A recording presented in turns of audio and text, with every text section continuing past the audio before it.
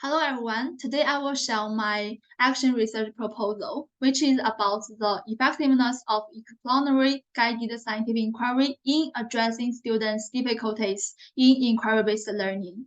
The first step, I had set the research objective here, and after this, I did twice systematic literature review. The first literature review, I focus on issue trends, and in second systematic literature review, I focus on methodology trends.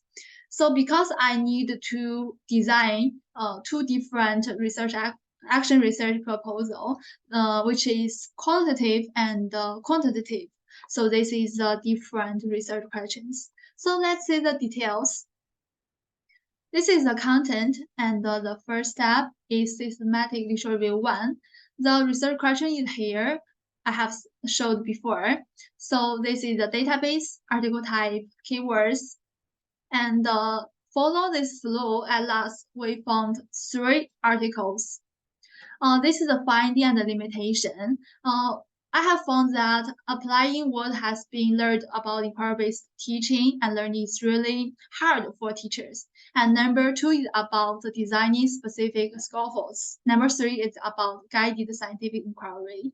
So we can know these questions we need to explore in following studies. There are 3 questions. So this number 2 is about systematic literature review 2. Similarly, this is the research question we have showed before, and the database, article type, and the keywords. Follow this flow. At last, we get 4 papers. This is the finding and the trends. I have to say, overall planning of the project, I found most of the paper use action research spiral, which is planning, action, reflection, evaluation, planning, action, just like this.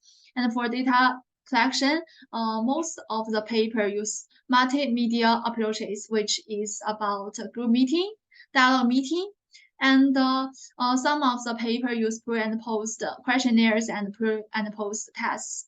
And most of the paper use NVivo to analyze their data. Next part is about problem statement and research objectives. Firstly, I found many teachers have many reasons prevent teachers from implementing inquiry-based teaching, and this will result in a range of difficulties for students. And I have found that guided scientific inquiry can provide better learning opportunity for students. So the aim of this study is to investigate the effectiveness of guided scientific inquiry. So this is a research objective, and let's see the detailed qualitative action research proposal. So this is the research question. What are the differences? And this is the events in study. First step, we need to contract a teacher who is skilled in use of inquiry-based teaching, and the researcher and the teacher design a lesson. And the teacher need to teach the lesson, and the teacher need to interview several of the students, which is worst, best, and average performance. And the next step is to analyze the data and to design a new lesson, to teach the new lesson, and back to phase 3. This is the data we need to collect. So at last, we need to compare the statistics of students' pre and post-test results and to analyze students' interview data.